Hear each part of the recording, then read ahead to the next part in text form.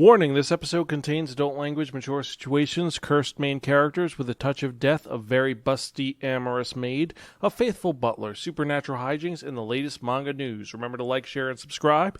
Listener discretion is advised. Episode 441, The Duke of Death and His Maid.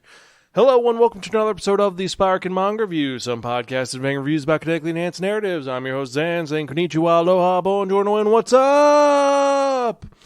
Hope all of you are doing well out there in internet land and hope things are going well. Things have been pretty good on my end. A little busy, but, that's what it is.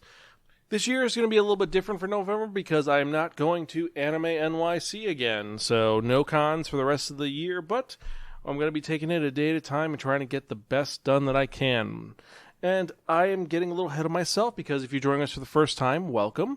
Spiraken, or as I said, some podcast and manga reviews about connectly enhanced narratives, is a podcast where we talk about nerdy and geeky things. We tell you the pros and cons about them, and we rant a little bit. Since the manga review, obviously, I'm going to be talking about manga.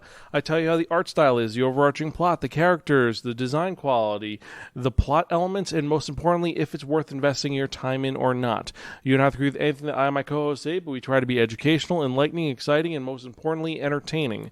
You can check out any of our earlier episodes at www.spiraken.com. We're also on Facebook, Twitter, Instagram, Spotify, YouTube, Stitcher, and various other social media sites. Just type in SPIRAKN in the search bar or at the @ and I guarantee you'll find us one way or the other. And now that all that geekiness is out of the way, let's actually get to it because the manga we're talking about today is kind of cringy, but also pretty interesting. Because if you remember from the last episode, I spun that only the Wheel of Manga. And it dictated on to be that I'm reviewing a manga that was written by Koharu Inoue and published by Shogakukan, which means it's brought over here by Seven Seas Entertainment. It's not under one of their very weird imprints, but I would have preferred this to be under Ghost Ship because of some reasons. It was originally released in Sunday Webry magazine. It is a shonen romantic comedy supernatural series. The original run was 2017 to still coming out now, and there are 13 volumes. The manga that we are talking about is Shinigami Botchan to Kuro Meido, or The Duke of Death and His Maid. Now, some of you are wondering, is the title that simple? Yes, it is. That is actually the plot of the whole story. It is a romance between a duke and his maid who love each other very much, but due to circumstances, they are unable to be together. Not because of noble standings, no, but actually because of a curse that the duke received when he was a child. It has given him a literal touch of death. Anything organic that he touches, even if he's wearing gloves at times, will disintegrate or die immediately. He falls over, touches a tree, the tree withers and dies. He picks up a flower, it's cursed and melts immediately. So he cannot do anything for this. And for this reason, the Duke has been disowned by his mother and sent to live in a far-off estate that they own where no one will bother him and he will live alone. Unfortunately, fortunately for him, he has two living companions with him. There is his loyal butler, Rob, who is a very old man who is willing to be there for Botchan, the Duke. And then there is Alice, who is his personal maid and a childhood friend who's madly in love with the Duke of Death. Unfortunately, she's also super thirsty for the Duke, and she really wants to get to be with him, but she can't, so she just tests and teases as much as she can. She flashes him. She kind of fluffs his pillow. She reads him stories. She feeds him via mouth, where they almost touch, but they don't. And it's super, super fan servicey and super flirty. And the fact that she is a super busty girl that wants to essentially bang this guy, it is a huge thing. And that is the manga. I mean, there's more going on. Let's be honest. There is a lot more going on. There is a whole subplot with what happened with the curse. Why is it happening? A couple of other individuals show up trying to help out the Duke to alleviate himself from the curse. You have a plot going on with his mother who's trying to make his younger brother into the Duke so that way he's disowned completely and they can get rid of him, even though she does kind of care about him still. But she's like, he's a burden, so if we get rid of him, things will be a lot easier. And then he has to deal with the fact that he has to write music for a living, so that's how he's going to make his fortune. And it's a very... The joke gets old very quick. The concept is he is hanging out with Alice. Alice does something to make him severely uncomfortable, and she almost touches him, but she doesn't, and he admits that he loves her more. That is what the entire first volume of this was. Now, I've heard that later on it gets more compelling, especially when we find out more about the witch and the lengths he will go to fix this curse and get rid of it. But for this first volume, it's very repetitive, and just they flirt. They're not to be together, but are they going to be together? They are, they aren't, they are, they aren't, they are, they aren't. And it just goes on and on and on. The art style isn't bad. I love his design for the Duke of Death. The Duke is constantly wearing a top hat and gloves because he doesn't want to touch anybody, wears a suit, and has one of those old-fashioned ribbon bow ties. He's very classy for his look. And the fact that he doesn't show much skin shows how afraid of the curse he is. Even on his downtime, he tries to wear as many layers as he can so he doesn't cause an accident. Now, Alice, on the other hand, reveals a lot of skin. She's wearing essentially a slutty maid outfit, where she can lift up the sides and you see her legs. It's very low cut. It's cute, but yeah, that's her thing.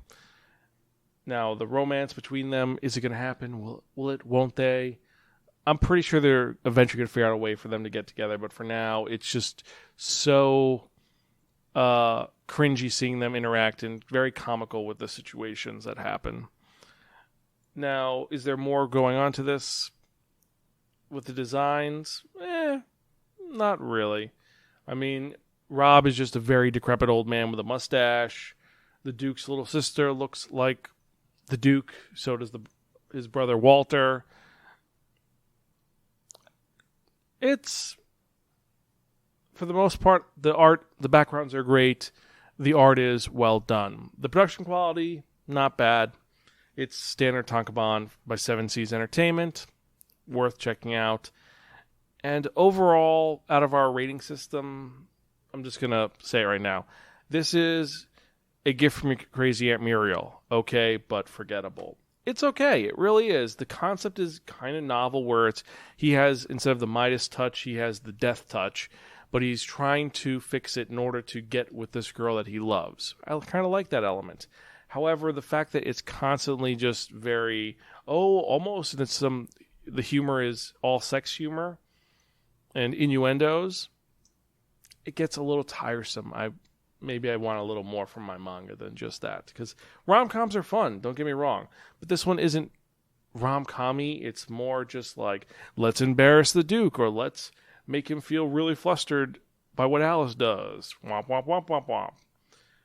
Now, as I said, I heard it gets much better once the large plot happens with the witches and a couple of wizards show up. But for now, for this first volume, it's okay. It just, if you want to read it, check it out. But for the most part, you'll forget about it. There's nothing really memorable about the characters. I mean, the Duke doesn't even have a real name. It's just the Duke of Death. I mean, Alice you remember because Alice is kind of cute, but every other character you kind of forget about.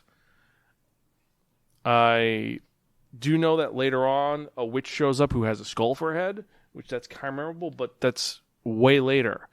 For now, for the first volume, this one is just really forgettable. And that's my rating for it. Now, if you've read The Duke of Death and is Maid and you disagree with me, let me know at zan@spiraken.com, or you can tweet me at Spiraken.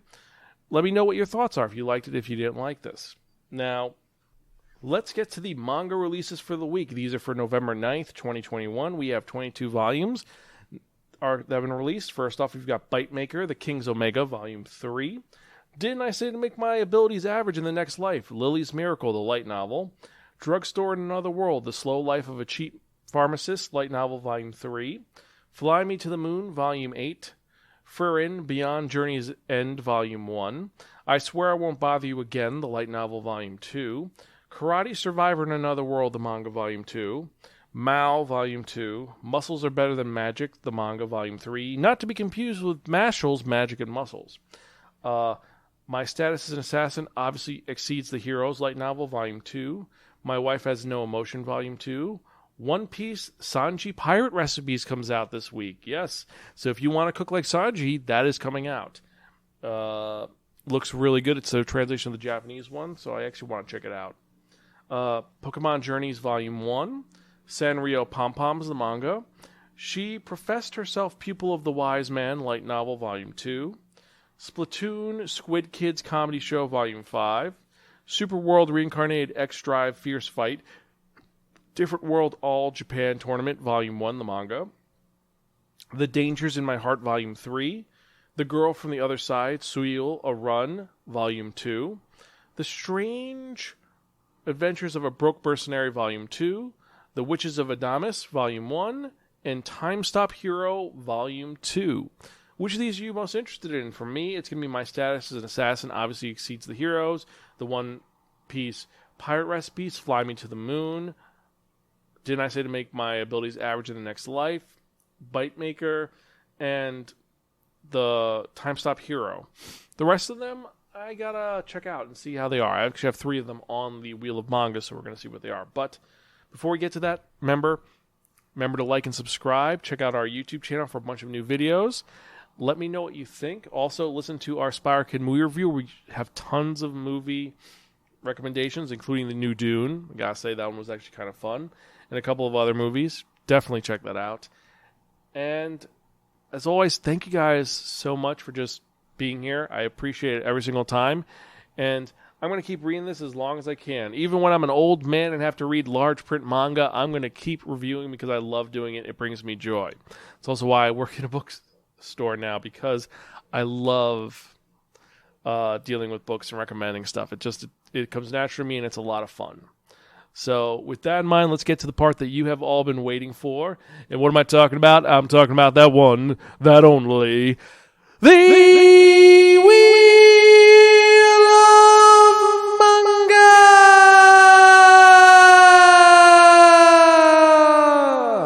Yes, friends, the Wheel of Manga, except no substitute. Now, what is the Wheel of Manga? The Wheel of Manga is a Wheel of Fortune with 10 slots on it. And what I'm going to do is I'm going to spin that one, that only, the Wheel of Manga. Whatever number it lands on, that manga is the one we're going to review in the next episode of the Spiraken Manga Review, episode 442. Yes, we're at 42. It's been a while, but we're almost there.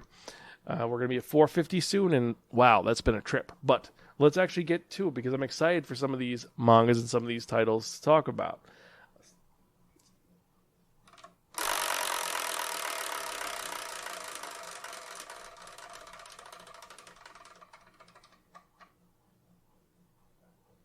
Number 10.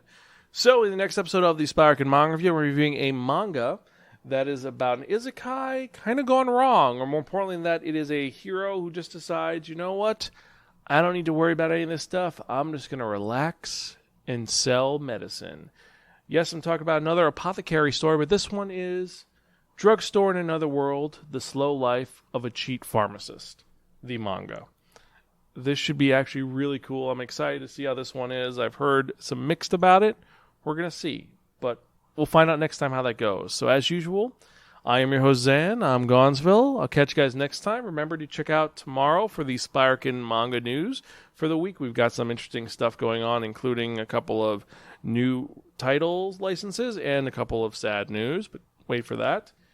And hope you guys enjoy. I'm Zan. I'm Gonzville.